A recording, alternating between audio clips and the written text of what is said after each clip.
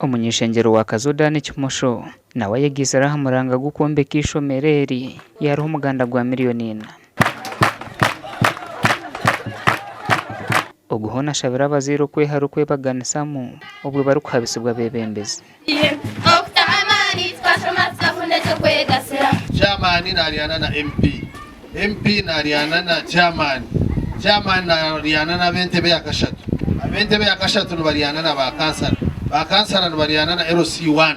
uri mukuru w'entebe ya katana habwa Kazo Reverend Samuel Mugisha Katugunda ayihanangiriza abashobesa bakano no kurekeraho kugwisa abana bihanga ubwagumize ngo umwaka guhwire tubaratungire mwana wena omwidara ryo kubanza amira handani kimosha tugumire paramenti eximada na bomboga basti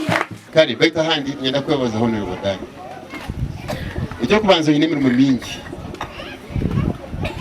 konka kusparing izo bokayija ikintu kiri mu mutero umunga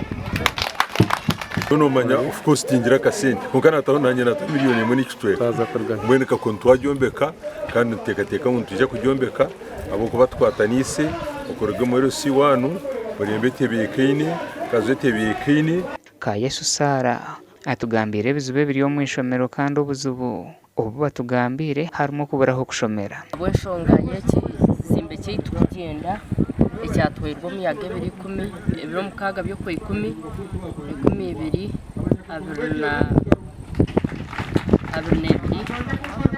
abana bakagenda bengi baho ishomera aha twaheze myaka ena tubere district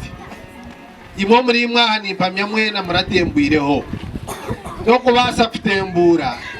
kandi nyecha kare bakibantu beja kutema ibitoki byo bugenye ngo babanduzo wawe hata nibakira muhogo niyo kora kwera Antombe kishobori akakoni ubwo muganda gwiyaterete ishoberi yateka nguza kwindura akakoni nzo kombe kizimbe kinchibage